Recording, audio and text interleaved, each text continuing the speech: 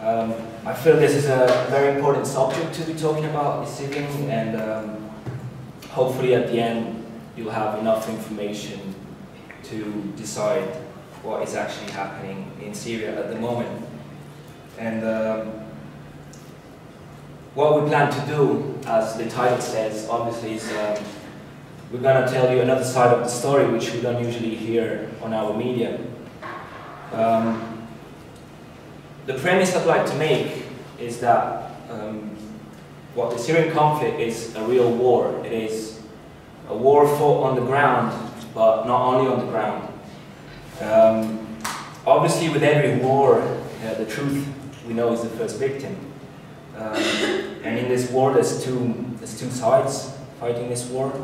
There's the sides on the ground, which is the Syrian government and the rebels on one side, but also you have two sides which are backing, the different positions. And obviously, we're talking about superpowers that are backing. On one side, we have, for example, Russia, China, and Iran is backing the Syrian government, and on the other side, you have the US, NATO, its allies in the region like Saudi Arabia, Qatar, Turkey.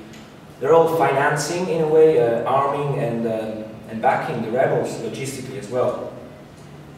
So once we understand that this is a war fought by, not on the ground, but it's a war fought, in the institutions, and financing one side is in a way taking part in the war. And as I told you, the first victim in a war is truth. So if we know that, for example, the British government is backing one side, they are taking an active role in this war. And we all know that our media, when our government goes to war, it's not a very reliable source. We know, for example, the weapon of mass destruction, Saddam, BBC went quite happily behind the government line, and obviously we all know how that turned out. And this is the weapons of mass destruction. It's just an example, and there's obviously literally like books of examples about how the media, in times of war, I'm not saying every time, but in times of war, they're more than happy to go behind a certain agenda or some certain government line. And for example, I have this book taken out of the library today. It's Manufacturing Consent by Chomsky and Herman. Basically, this book is full of examples. Just like the weapons of mass destruction, Chomsky says that every time there's a war, the US or any government is basically shaping what the media is saying.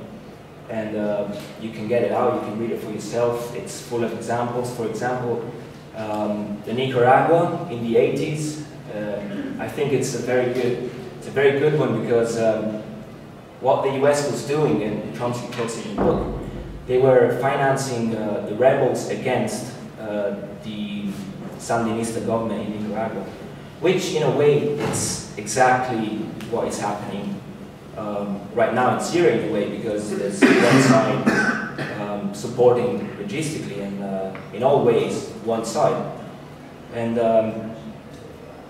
another book here is John Pilger. I've actually owned this, and for example, Pilger talks about how in the 90s there was the UN sanctions against Iraq.